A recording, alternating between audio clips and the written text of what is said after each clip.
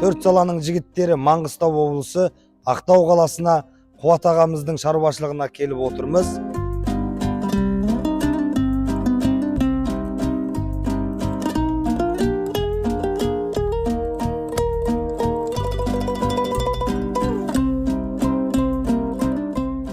Шаруашылық 2025 жылы көктемде басталды. 2025-тің соңғы айларына дейін бітіріп отыр. Осы шаруашылыққа жалпы айтқанда 250 миллион теңге ақша кетті.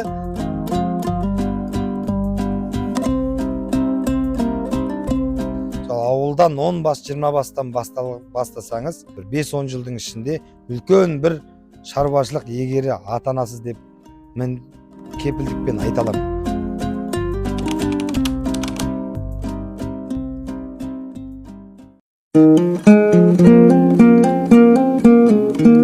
Ассалаумағалейкум, барша қазақ елі, барша малшы қауым. Төрт саланың жігіттері Маңғыстау облысы Ақтау қаласына Қуат ағамыздың шаруашылығына келіп отырмыз. Бұл шаруашылықтың аумағы 6 гектар жерге орналасқан, 1000 басқа арналған шаруашылық. 2025 жылы көктемде басталды. 2025-тің соңғы айларына дейін бітіріп отыр. Бастаушы біз, бітіруші бір алла дейді. Бисмилламен басталған шаруашылық бір жылдың ішінде толығымен 95%-ға дейін бітіп тұр деуге болады. Бұл шаруашылыққа қанша мал сияды, қанша қаражат кетті, қандай құрылғылар алынды, жалпы айта беретін болсақ, кез келген бір мынандай жерін ұстасақ та бұл ақшамен келеді.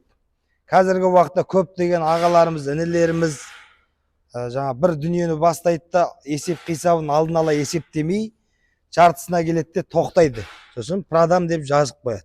Сол үшін жүйелі жұмыс бастап, қора салмас бұрын, осы ағамыз сияқты қанша ақша кетеді, салмас бұрын бұл қорам қалай орналасады деп 3D формат проектісін сыздырып, жалпы шығынын есептеп, қазақта айтады, көрпеңе қарай көсіл дейді. Шама шарқыңды біліп, қаражат жете ма, жетпей ма, соны анықтап алып, ақша салмас бұрын сізде, мысалға, осы шаруашылыққа жалпы айтқанда 250 миллион теңге ақша кетті, құрылғысы бар, мына саймандары бар, жұмыс ақысы бар. Солған өзіңіз біліп алуыңыз керек, есептеп алуыңыз керек. Ақша салмас бұрын сол 250 миллион сізде қандай дүние болатынын біліп, мақсатыңызды айқындап, жүйелі жұмыс жасаңыз. Міне осылай қора бітті, Аллаға шүкір. Қазір бір 5% жері жаңағы жарық шамдары, газдың проводтары, кішігірім ұсақ түйек шаруалары ғана қалды. Міне осы қораның ішіне 1000 бас бұқа сияды, ұзындығы 140 метр, ені 22 метр. Қай қаладан қора салсаңыздар да табиғатты зерттеу керек, климатты зерттеу керек, желдің өтін зерттеу керек, күннің батысын және шығысын зерттеу керек. Міне дәл қазір қарап отырсаңыздар, бұл батыс өңірінде қатты суық жоқ, соған байланысты міне төбелері ашық қарап отырсаңыздар. НКТ тұрбамен салынған, бұл Ақтау қаласында мұнайдан қалған тұрбалар Қазақстанның түпкір-түпкіріне арзан бағамен жөнелтіліп, осындай сапалы қора салуға игіліктеніп жатыр халқымыз. Бұл енді жақсы, бағасы арзан, сапасы мықты. Мына төрт саланың арнайы стандартымен жасалған ақырлар, мына жеріндегі темірлеріне дейін өзіміз арнайы кесіп, Жетісу жер жанатынан Ақтауға, батыс өңіріне салып жібердік. Не осылай. Не үшін мынандай 3 тесігі бар? Мына бұлай алынады. Қазір бұқаларымыз патсос 7-8-9 айлық патсостар кішілеу. Мына жерде тұрады. Кішкене өскеннен кейін екіншісіне саламыз. Үлкен боп семіруге соңғы айларында үшіншісіне саламыз. Бұл алдыға қарай 18 см жылжиды, мойнын қиып кетпеуге мүмкіншілік жаратады. Мынау желкесін қимайды. Міне осылай. Сосын тұмсығы жерге жақын болып, табиғаттағы өрсін бұзылмай, сілекей безі бөліне отырып, жақсы семіреді. Міне осылай. Дәл қазір осы шаруашылықтың аумағы 6 гектар дедік. Соны осындай Ақтау қаласында ракушка деген кірпіш бар. Міне осы кірпішпен салынады. Бағасы да арзан, сапасы керемет. Осы кірпішпен салынған, міне жалпы айтқанда 250 миллион теңге кетті. 120 тонна осындай НКТ тұрба сатып алынды шаруашылыққа. Жаңа жем қора, шөп қораның төбесі бар. Осы қораның ішіндегі мына шатырларында тұрған темірдің бәрін қарасаңыздар, еңкіті тұрба. Осы уақытқа дейін қызмет атқарған қалың темір, міне қалыңдығын қарасыңыздар, міне. Көрдіңіздер ме? Бұл әлі бір ғасыр тура осылай былқ етпей тұрады деп кепілдік бере аламыз. Міне көрсетіп өтейік, қазір мына жағында патсостар, анау жағында 1,5 жасар бұқалар, ар жағында жылқылар, жалпы 300 бастай бұқа, 100 бастай жылқы кіргізілді. Ортасындағы ақырлары Евро стандарт 4 саланың арнайы проектісімен осы ақырлары салынды, сосын мына жел кешелері салынды. Жалпы сызбаға кішігірім қосатын жерімізді қосып, ақылдасып пішкен тон келте болмайды дейді қазақта. Осылай жүйелі жұмыс жасадық. Мал шаруашылық исі қазаққа бөтен емес. Кез келген ағаларымыз, інілеріміз осы ата кәсіпке оралам десе, есік ашық. Хабарласыңыздар, қай қалай екендеріңізді айтыңыздар. Қораның жобасын жүйелеп, проектісін сызып, қанша ақша кетеді, қандай құрылғылар алу керек, ол қай жерде тұрады, малыңыз қалай тұрады, қалай жейді, қалай сойылуға барады, соның бәрін алдын ала көріп жұмыс жасаймыз. Біз ары қарай видеомызды толығымен түсіріп, құрылғыларымызды қалай қойдық, орнаттық, бәрін көрсететін боламыз. Біз видеомызды бастаймыз.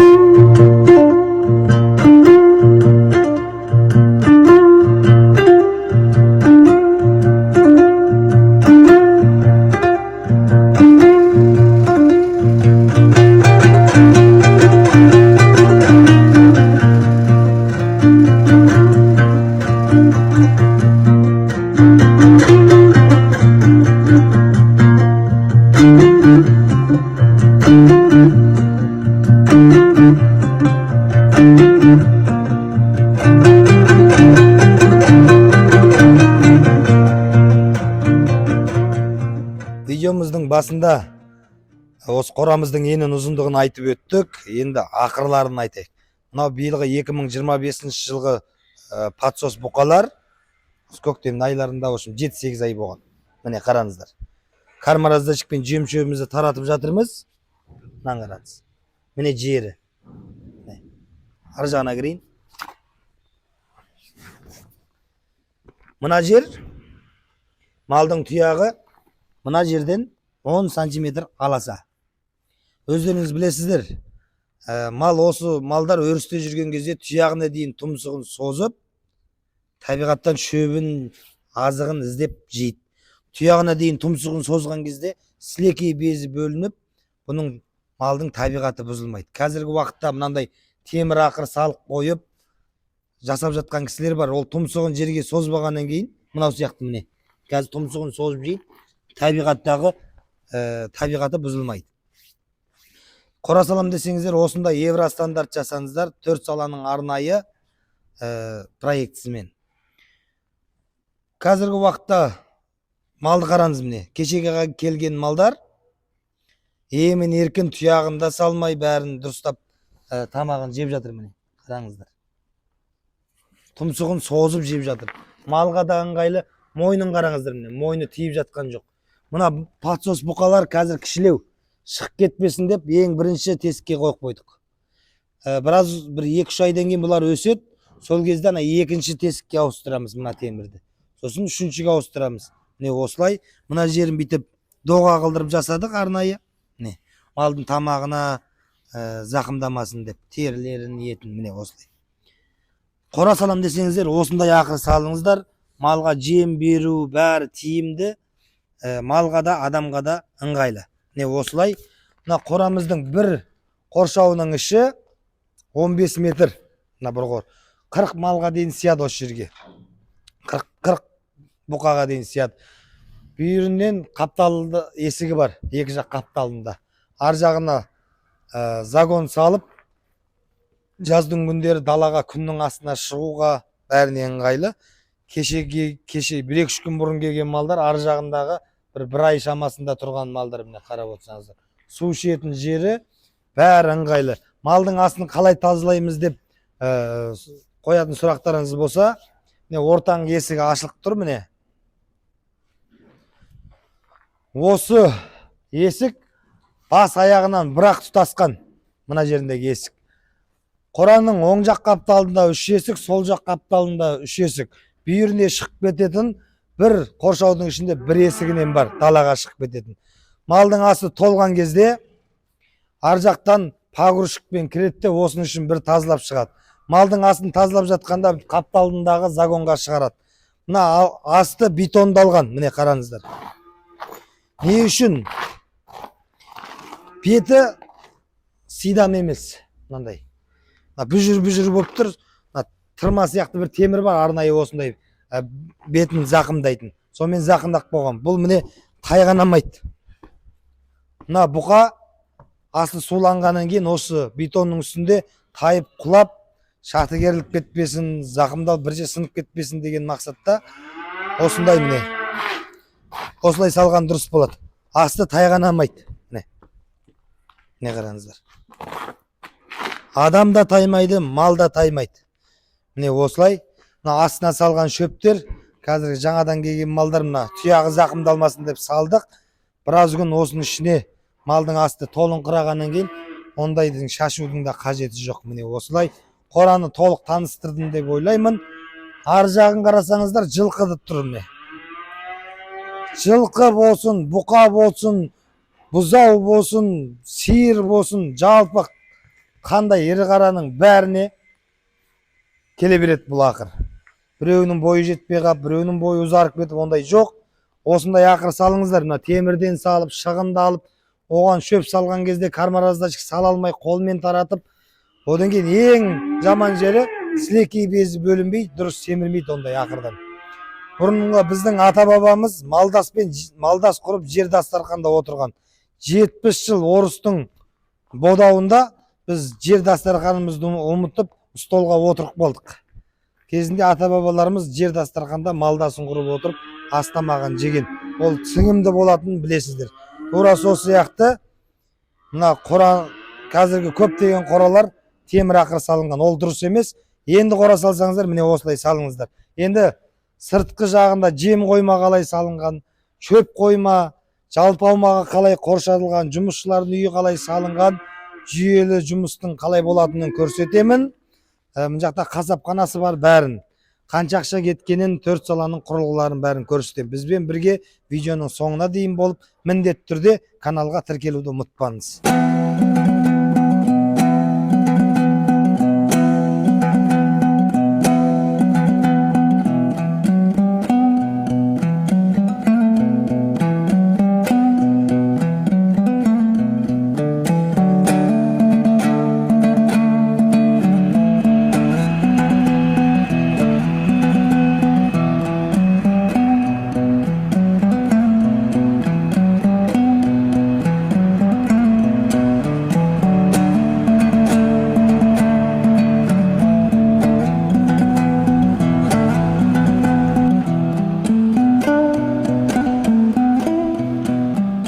Төрт саланың арнайы шөп пен жемді араластырып малға таратып беретін құрылғылары.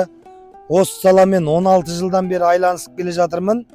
Осы малшы қауыммен тығыз байланыста жұмыс жасағаннан кейін құрылғыдан бөлек қора жобалап жатырмыз. Қораны жобалап, қора біткеннен кейін құрылғыларымызды алып келіп, сол ата кәсіппен айланысып жүрген аға бауырларымызға еңбек сіңіріп жүрміз, еңбектен. Осы дүниелерді қаншама жыл жасау барысында көптеген сынақтардан, тәжірибеден өттік. Мына жерге резина салуға болмайды екен. Ол резина күндердің күні созылады, резинаның аты резина. Қыстың күні қатық болады, жаздың күні созылып, мына жыртылып, солай дұрыс болмайды. Одан кейін мына ауызды ашып жабатын цилиндрмен міне қарап отырсаңыздар. Мынаны түсіріп, көтеріп отыратын мына цилиндрмен. Трактордың ішінде басқарып отырасыз. Мына гидромотормен. Бәр жері қалың. Міне таразысы бар.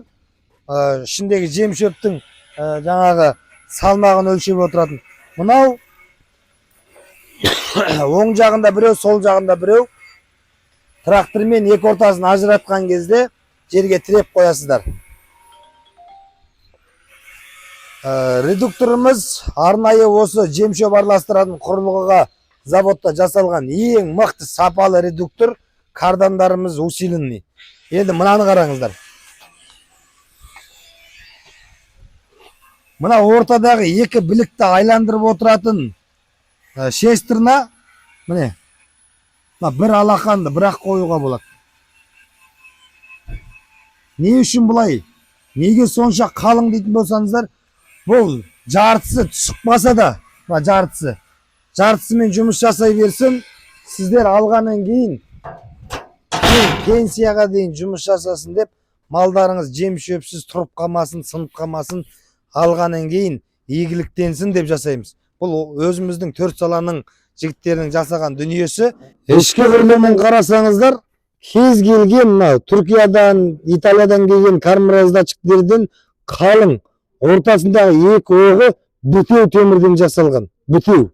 Қалыңдығы осындай қалың темірден. Ешқасан майысып, қисайып деген жоқ. Сол үшін де бұл қатты айланбайтын дүние. Бұны қалың болса, міне қалың бүкіл жер. Бұл бұзыла бермейтін дүние. Ең жақсысы. Сол үшін біз 2 жыл кепілдік береміз. Мына ортасындағы біліктері тозып, жаңағындай майысып кеткен қаншамасы бар, мына шетелден келіп. Бір жағдай болатын жағдайда, мысалға, бітпейтін өмір, сынбайтын темір болмайтын, мысалға. Бір кез келген жерінен ақау шығатын жағдайда, мысал ретінде, шетелге хабарласып, сайманын шетелден тапсырыс беріп жүрмейсіз. Төрт саланың жігіттеріне хабарласасыздар, Қазақстан кез келген жеріне қазіргі уақытта дамыған заманда самолетпен бір күннің ішінде жетіп баруға болады. Өзіміз барамыз, бірақ бұның өне бойында майысатын, қисаятын деген дүние жоқ жалпы. Қалыңдығы бәрін көріп отырсыздар. Міне айландырып қарайық. Одан кейін қызығы мынау міне. Не үшін мынандай темірден жонылып жасалған подшипниктер роликовый. Мынау жуан не? Екі былай қармай алмайсыз, былай қарай. Екі қолмен жуан. Ішіндегі мына ішіндегі валының диаметрі мынандай міне. Жуан. Қалыңдығы 2,5 сантиметр. Бітеу деп айтуға болады. Мына подшипниктің майлайтын жері бар. Мына корпус чугунный емес. Қатты нагрузкада чугунный корпустар сынып кетеді. Міне осылай алғаннан кейін қазақтың қара домалағына тапсырыс берсеңдер, бізде де бар міне. Апарып орнатып береміз. Осы дүниені арнайы тапсырыспен жасадық. Сосын осыған осы темірдің саласында жүрсіздер ғой. Техниканың тілін білесіздер, бір жақсы трактор алып келдеді. Қазіргі уақытта 140 аттың күшімен осы 14 кубтық кармараздатчигімізді МТЗ-82-де тартады, 80-де тартады. Бірақ ағамыз алғаннан кейін осындай 140 аттық күшігімен бірақ алып отыр. Қазіргі уақытта нарықта 20 миллионға дейін тартады осы трактор. Тракторымызды алып келдік, мына дүниемізді алып келдік, жем шөп тарататын. Енді ар жақта жем турайтын, малдың салмағын өлшейтін және шөп турайтын құрылғымыз бар. Мына жем қойма мен шөп қойма қалай салынған, мал ұстап отырған ағаларымыздың бәріне бұйырсын. Қазір көріңіздер. Өте керемет салынған. Мына жалпы 6 гектар жердің аумағы толығымен ракушка кірпіштен, тас кірпіштен жасалған. Қазіргі уақытта мына жағын әлі асфальт деген жоқ. Мына құрылғылар жүретін жол, жұмысшылар жүретін жолдар асфальттеліп жатыр. Бәрі бір күнде болмайды, ақырын жасап жатыр.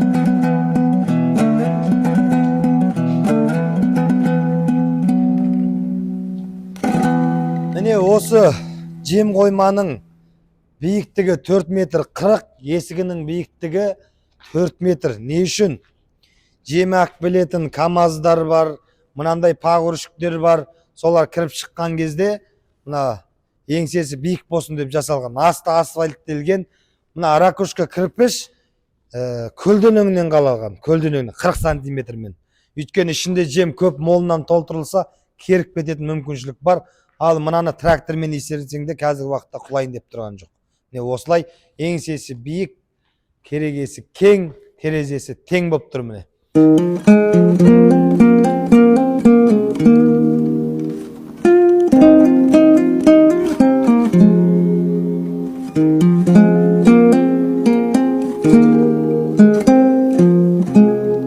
Алдарыңызда арнайы 4 саланың дәнді дақыл турайтын диірмені. Қазіргі уақытта Қазақстан Қырғызстанға аты дүркіреп тұр. Шыны керек. Өйткені сапа жағынан бірінші орындамыз. Темірдің қалыңдығынан да апарып өзіміз орнатамыз. 2 жылға дейін кепілдік береміз. Ондай дүние еш жерде жоқ. Мотордың жалғыз басын алсаң да кепілдік бермейді. Біз не үшін кепілдік береміз? Өйткені біздің моторды күйгізбейтін құрылғыларымыз бар. Теміріміз қалың, сапамыз мықты, сынбайтынына сеніміміз бар. Сол үшін бағамызда сол үшін басқалардан ащылау болады. Арзаның жілігі татымайды дейді.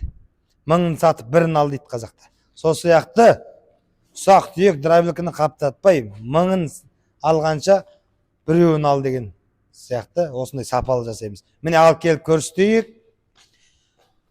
3,5 метрлік бұрғы. Мына жерде бір кереге болады. Мына жемді былай қарай келесі бөлмеге түсіреді. Драйвлікіміздің салмағы 2,5 тонна. Осы басының өзі. Не үшін? Міне. Осындай кемшіліктер үшін. Бұл 3-4 елі астындағы тағанын қараңыз. Міне. Бармақ. Мынаның бәрі 1 сантиметрлік темірлер. Подшипниктері 9000 оборотқа шыдайтын SKF деген оригинал подшипник. Одан кейін драйвлікіде жем дерменімізде 340 градусқа дейін сеткі орналасқан. Ауызының қалыңдықтары да міне саусақ бір елі. Міне. Өне бойында саусақтың қалыңдығынан темірі жоқ. Ең қалың жері 3 елі. Соған байланысты 2 тонна салмақ. Бұның сеткісін ашу. Мынау ескі сияқты жасайын десек, мына жерге тиетін болғаннан кейін, міне, амалдап, адамнан амал артылған ба? Міне. Сеткі ар жағында да бар, бер жағында да бар. Ауыстыру өте ыңғайлы. Міне. Мына тұрған қалың темірді көтересіз. Былай істейсіз. Ашылды. Міне. Сеткіні алдық. Ар жағында да бар, бер жағында да бар. Ауыстыру бәрі. Ішінде мына қалыңдықты қараңыз. 3 елі, ішінде 1 елі. Не үшін? Өйткені бұл жерде үйкеліс болады. Қатты үйкеледі, жылдамдық болады. Ішіне темір түседі, тас түседі. Сол кезде бір жер тесіп шығып, жанында тұрған адамды зақымдамасын. Және бір алғаннан кейін пенсияға дейін осымен жұмыс жасасын, риза болсын дейміз. Бір аласыз, пенсияға дейін. Үлкен кісілер алып жататын болса, шөберелеріңізге дейін осы драйвлікке тозбайды. Енді машина сияқты қосалқы бөлшектері болады. Подшипнигі, майы деген сияқты. Сондай дүниесін ауыстырасыз. Қазіргі уақытта 40-50 жыл болған машиналар жүр ғой, бір ғасырға таяқ болған. Сол сияқты 40-50 жыл, 100 жыл тоқтамай істей беретін сапа. Бір аласыз, жемнің қиындығын бәрін ұмытасыз. Моторы міне, арнайы 4 саланың осы моторлары арнайы тапсырыспен жасалады. Басқа жерде Қазақстанда сатылымда да жоқ. Өйткені бұны сатып алуға базардағылар әкеп бұны сатайын десе, нарықта жүрген, осы өзіміздің базарда жүрген арзан моторлардан сапасы мықты, бағасы да қымбат болғаннан кейін Қазақстанда бұл жоқ. Біз арнайы тапсырыспен бренд, мынау шетелдегі бренд моторлар. Чугунный корпус, медный обмотка, шестиконцовый дейді. Көп моторда 3 провод болады. Бұның ішінде 6 провод бар. Плавный пускпен жалғанады. Бұл мотор басқа моторлардан бөлек. Міне, қай жерден көрдіңіздер? Мынандай бір моторға 2 кабель кіріп тұрған. Бұл кабель андай мягкий, многожильный. Одан кейін міне батырмалар арқылы қосасыз, өшіресіз. Міне көрдіңіздер ме? Ішін ашсам технология болады. Міне. Миллион провод. Не үшін? Контроль фазасы бар. Тепловой реле, пускатель. Мына 3 пускатель бір моторды ғана қосады. Өйткені қыстың суығында бұл подшипниктердің бәрі қатып тұрады. Бұл ақырын айланады. Ақырын айланып 7-8 секундтың ішінде 3,5 мың оборотқа дейін жылдамдық алады. Өшкенде де сондай. Қосылғанда осы ішіндегі күйдірмейтін құрылғылар арқылы қосылады. Мотор мына жәшікті алса ешқашан күймейді. Енді подшипнигі шашылып, күндердің күні сондайға дейін бармайды ғой, мотор гуілдегенде подшипнигін ауыстыру керек. Осы құрылғыны біздікі емес басқа моторларға қосам десеңіздер де қосуға болады. Бір мазасы кетіп, станоктары жүрмей, жұмысы жүрмей, қайта мотор күйіп жатқан ағаларымыз хабарласыңыздар. Бірақ бұнаның да бағасы ашты болады. Сіздерге бірден айтайын. Өйткені бұл бірінші моторды қорғайды. Бірінші адамды қорғайды. Өйткені мотор күйді деген сөз, мына өне бойына тоқ өтті деген сөз. Жанында жүрген адам тоққа түсіп, жаман айтпай жақсы жоқ, өліп те қалуы мүмкін. Сол үшін темір сынып қалса жасап аламыз. Адамды да қорғау керекпіз бірінші, одан кейін теміріміз күнделікті жұмыс жасап, малымыз жемсіз қалып қалмау керек. Мына төбесіндегі сандығына 4 тонна жем сияды. Мына темірінің жалпы салмағы осы 580 бірдеңе килограмм. Мына 4 тоннаға дейін жем сияды. Мына погрузчик 1,8 кубтың қалағымен толтырып отырып, 3,5 қалақ жем сияды мынаның ішіне. Мына бұрғы келесі бөлмеге лақтырып тастайды. Міне осылай. Сапамыз міне осылай. Мына XMG погрузчикті 1,8 15 миллион теңге шамасында алды. Біздің құрылғылар бар, трактор бар, анау-мынауына жаңағы 250 миллионның 80 миллион теңгесі осы жабдықтарына кетті жалпы. Міне. Енді мына жақ, сол жақ қапталында міне рулон турайтын шөп дермен, шөп турағыш. Бұл шөп турағышымыздың моторы міне 55 киловатт. Бұл трактормен де жұмыс жасайды, тоқпен де жұмыс жасайды. Бұл бүкіл дүниемізге осы болсын, қайсы болсын, біздің 4 саланың жігіттерінен алған құрылғыларыңызға 2 жыл кепілдік береміз. Өйткені біздің құрылғыларымыздың сапасы мықты, не үшін? Темірлері қалың. Бүкіл жерінің темірлері қалың. Трактормен мынаумен істейді, анаумен тоқпен істейді. Міне осылай шөпті төбесінен тастайсыз, рулон болсын, тюк болсын, бос шөп болсын, мына төбедегі барабан айлану барысында шөбіңізді мынадан үрлеп, осы жаққа толтырып береді. Алла бұйыртса, биыл шаруашылық енді басталып жатыр. Мына жақта міне көрсетіп жіберейін. Моторды күйдірмейтін құрылғы. Міне. Бұл құрылғылар тура жаңағы сияқты миллион провод ішінде. Жаңағы бір фаза кеткен жағдайда, қиналған жағдайда, бір жері дұрыс болмай жатқан жағдайда қосылмай қалады. Сосын моторыңыз күймейді. Міне адамды да, моторды да сақтайды. Мынау арнайы 4 саланың малды өлшейтін таразысы. Қазіргі уақытта бұның орны дайын емес екен. Соған байланысты орнатқан жоқпыз. Биыл келесі жыл алла бұйырса мына жаққа шөпті толтырады. Жаңа 3-4 түрлі шөпті әкеп жинайды. Осыған салып, туралған күйінде күннің жылысында осының үшін аузы мұрнынан шығарып, жаңа погрузчикпен итеріп жинап алады. Төбесінен су өтпейді. Бір рулонның орнына турасаңыз 3 рулон шөп сияды. Осы жерге 1000 бастың 400 күн жейтін шөбін бірақ тығып жібереміз. Сосын күннің аяз суығында жұмысшылардың да мазасы кетпейді, малдың да жем шөбі уақытысында беріледі.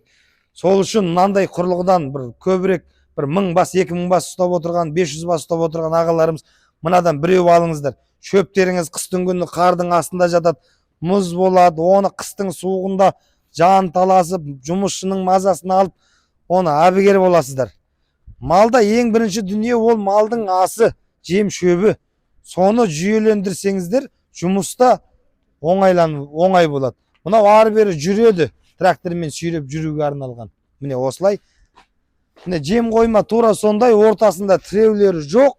Ішіне трактордың кіріп шығуына, жем кіргізуге, шөп кіргізуге бәріне ыңғайлы. Міне бір құрылғымыз, таразымыз екінші, жем дерменіміз үшінші, жем шөп тараластыратын құрылғымыз төртінші, және бізге арнайы трактор, қандай трактор ең жақсы, қай жерін қалыңдату керек, арнайы тапсырыспен жасат деді.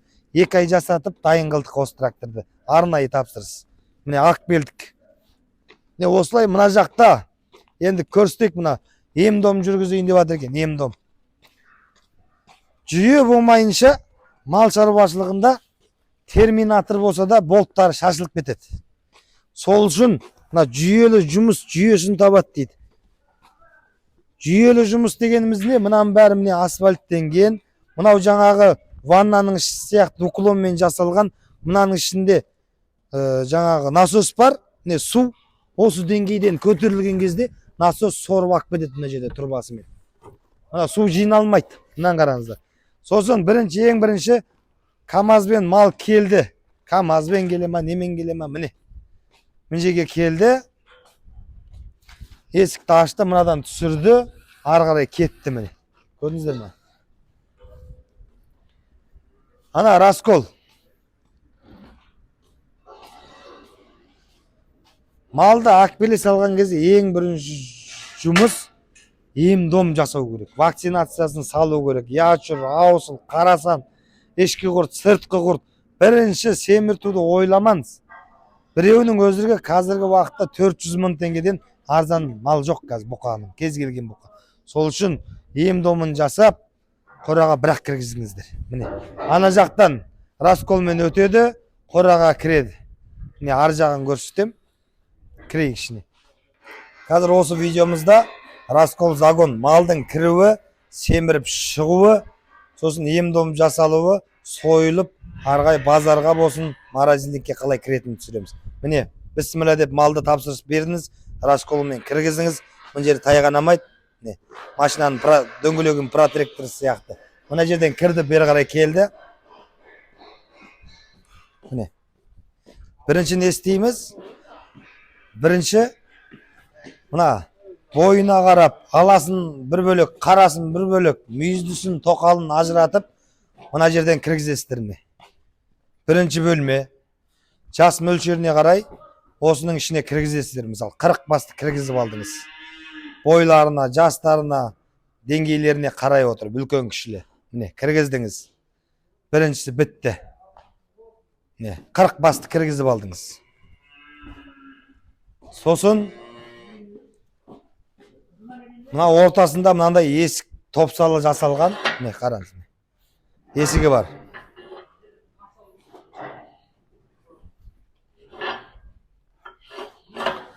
Мына жерге кіргіздіңіз 40 басты. Солай ана басына дейін 40 бастан бір қораның бір жағын бірақ толтырасыз. Сосын қайтадан бір-бірден шығарасыз. Міне. Кіргізді. Жаңа айттым ол, вакцинациясын, ем-домын жасау керек. Ешкі құрт, сыртқы құрт, аусыл, яшыр, қарасан. Не бар осы, сиыр болсын, жылқы болсын, қайсыған келетін аурудың алдын алып, обработкасын жасайсыздар. Бәрін кіргізді алдыңыз ішіне, сосын ақырын шығардыңыз. Мына жерден былай кіресіз міне. Дәл қазір не істеп жатырмыз? Біз осы жақын уақытта келген малдардың ем-домын жасап жатырмыз. Қазіргі уақытта Қазақстанда білесіздер, аусыл ауруы яшыр қаптап кетті. Қай шаруашылыққа барсам 10-нан 20-дан ауырып жатыр. Не үшін? Сол шаруашылықтарымызда ветеринарлардың ба, өкіметіміздің ба сол уақытылы ем-дом жасалмағанынан. Сол үшін міне сатып алып келген кезде ем-домын жасаймыз. Міне, екпелерін егіп жатырмыз. Ары қарай кетті, қайтадан айланып өз қорасына кіріп кетті. Біріншісі бітті, екіншісі бітті. Міне, жұмысшыларға ыңғайлы, малға да ыңғайлы, адамға да ыңғайлы. Сөйтіп кіргізіп шығарып, бір-екі рет ем-домын жасадыңыздар. 6 ай, 8 ай, 10 ай бордақладыңыз, қай кезде дайын қыласыз, қандай мақсатта жұмыс жасайсыз. Бордақыда уақытпен, салмақпен жұмыс жасайтын кісілер бар. Кішкентай бұқаны алып 1 жыл бағатын кісілер бар. Дәу бұқаны алып 4 айда, 5 айда шығаратын кісілер бар. Қай уақытта шығарсаңыз өзіңіз білесіз. Кіргізем десеңіз кіргізесіз, шығарам десеңіз шығарасыз. Не осылай. Енді арада жалпы мөлшермен 6 ай уақыт өтті. Бұқаларымыз семірді. Ары жағынан жем шөп беретін жерінен таңдап алды. Мысалы, клиент келді. 2 бұқа алатын болды ма, 3 бұқа алатын болды ма, алды. Міне жерден кіргіздіңіз. Дайын семірген бұқаны. Есікті жаптыңыз. жаңағы 4 саланың арнайы малдың салмағын өлшейтін құрылғыны ар жақ басқа орнатамыз.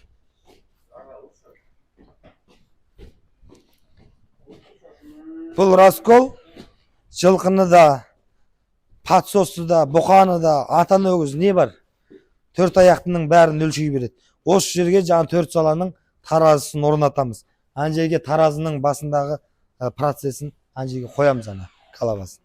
Сонымен қанша салмақ екен. Енді шаруашылықта мал баққаннан кейін біреуде қуаныш бар, біреуде ас береді. Аяқ асты бір жағдайлар. Бір жағдай болғанда мал соятын қазақпыз. Сол кезде біз тірідей сатпаймыз, сойып сатамыз демейсіз. Қазір бір қуанышта батасын алып, үлкен кісілердің сол жерден қан шығарып, ырымдайтын қазақпыз. Сол кезде тірідей сата бересіз. Салмағын өлшейсіз, килограммы тірідей мынанша сатасыз. Сосын мында кіреді.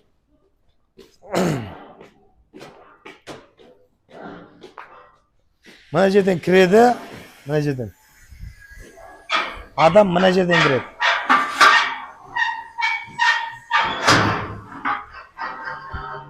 Бұқамыз кіреді. Осы жерде мынандай темірлер бар міне. Міне. Бұқаны былай ығыстырамыз. Мойнын мына темірге ақ белеміз. Міне. Былай кіреді. Былай жабамыз. Басы шықпайды мына жерден. Сонымен Аллаху акбар дейміз да, осы жерден бауыздаймыз. Қаны мына жерге ағады, міне, қан ағады. Сосын, міне, мынау былай қарай құлайды. Сосын құлайғаннан кейін мына дәу тұрбаны көрдіңіздер ғой? Мына дәу тұрбаны.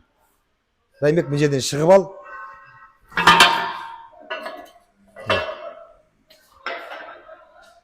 Мына дәу тұрбаны көрдіңіздер ма? Мынау 320-лық тұрбамен лебедка орнатылады. Сонымен лебедка көтеріліп сояды. Мына уклондар осы жерге суы бар, басқасы бар, осы жерге келуге арнайы жасалған. Суыңыз ары қарай септикке кетеді. Мына жерде 4 саланың тағы бір таразысын тапсырыс берді. Тағы 2 таразы тапсырыс берді. Ет өлшейтін және машинаға салып жүріп, тірі салмақпен мал алатын. Жаңа адал жолмен бауыздалып болғаннан кейін мына топсы арқылы мына былай қарай жатады, ашылады, былай қарай. Сосын лебедкамен тартамыз. Терісін сыпырып, шек қарын түсіріп, мына жақта шек қарын тазалайтын мынандай столдар жасайды жігіттеріне. Сварщиктер жүр. Мынау бізде құрылыс жұмыстары 80%-ке дейін аяқтап қалған морозильник. Осы жерде еттерді жілік-жілікпен бөліп магазиніне жібереді. Енді соғым, анау-мынау бірдеңке алам деп жатсаңыздар, асқа бірдеңкеге сойып алам десеңіздер, осындай жағдай жасалған жерде сойып аласыздар. Міне, мына жақта жұмысшылардың жүретін жері.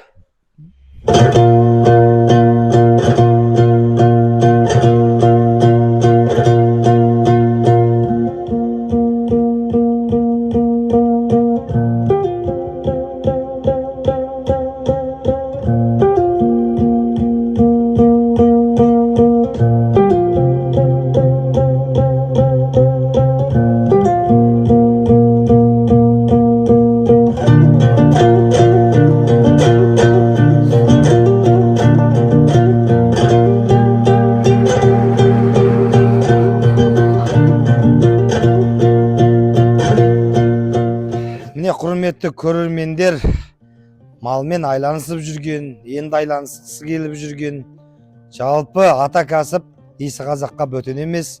Осы саламен айланысам десеңіздер, жаман болған адам көрген жоқпын. Екі сиырдан бастаса да, 100 сиырдан болсын, 1000 бұқадан болсын, бастағанның ешқайсысы жаман болған жоқ, көштің алдында жүр. Болашақ ата кәсібімізде, сол үшін ата кәсіпке оралу мүмкіншілігі бар кезінде пайдаланыңыздар. Айлығыңыз шайлығыңызға жетпей, бала-шағаға жетістіре алмай, үйсіз, күйсіз, жаңа далаға барып, өз несібеңізді қаладан іздеп жүргенше, ауылымызды жандандырып, гүлдендіріп, сол ауылдан 10 бас, 20 бастан бастасаңыз, жаман болмайсыз. 5-10 жылдың ішінде үлкен бір шаруашылық егері атанасыз деп мен кепілдікпен айта аламын. Сол үшін шаруашылықпен айланысып бастап кетіңіздер. Осы шаруашылыққа жаңағы айтқан 250 миллионды көрсеттім. Қалай сіздерге сапасы, салынуы, жүйесі, жобасы сіздерге ұнады ма? 250 миллион теңге құрылысқа кеткен материалдар бар, жұмысшының ақысы бар, одан кейін жаңағы алынып отырған құрылғылар бар. Трактор бар, погрузчик бар, жем шөп турайтын, жем турайтын, таразы, шөп турайтын, жалпы осы жердегі дөңгелек айланатын, тоққа қосылатынның бәріне жалпы 80 миллион теңге қаражат кетті. Қалған 170 миллион теңгесі осы жұмысшылардың еңбегі бар. Осы тұрған кірпіш, темір, басқасының бәрі сол ақшаға кіреді. Лайықты ма? Сапасы сіздердің көңілдеріңізден шықты ма? Пайдалы жері болса, дәптерлеріңізге түртіп қойыңыздар. Болашақта қора салып жатсаңыздар, осы салаға келіп жатсаңыздар, міндетті түрде пайдасы тиеді деген ниеттемін. Осындай видеомызды не үшін түсіреміз? Ата кәсіпке оралам деген кісілер көре берген сайын ынтасы ашылып, осы салаға келе ме деген ниет. Қазақтың қанына сіңген ата кәсібіміз күннен күнге жандансын деген ниет. Біреудің малының санын, біреудің шығарған ақшасының санын не үшін соны айту үшін түсіріп жатқан жоқпыз. Осыны көрсін, білсін, алдыға мақсат қойсын. Көріп отырған әрқайсыңыздың 100-ден 10-ы шаруашылық егері болса, Қазақстанда еттің бағасы да, малдың бағасы да бәрі тұрақтандырылады. Дастарханымыз ақ, жаңағы табысымыз мол болады деп ойлаймын. Келесі кездескенше аман сау болыңыздар. Төр саланың жігіттері видеоның соңына дейін келді. Осы видеомыз ұнап жатса, басқада ағайын туыс мал ұстап отырған жаңағы таныстарыңызға, группаларыңызға жіберіп қойыңыздар. Әр қазағым бай болсын, төрт түліктеріңіз сай болсын, қора қордалы болсын, моншақты ұлдарыңыз, қыздарыңыз, оншақты ұлдарыңыз болсын. Ассалаумағалейкум. Атыңды сенің айтамын ән қылып неге, қозымау деші күлім деп баяндай маған, тірлікті мынау жаным ай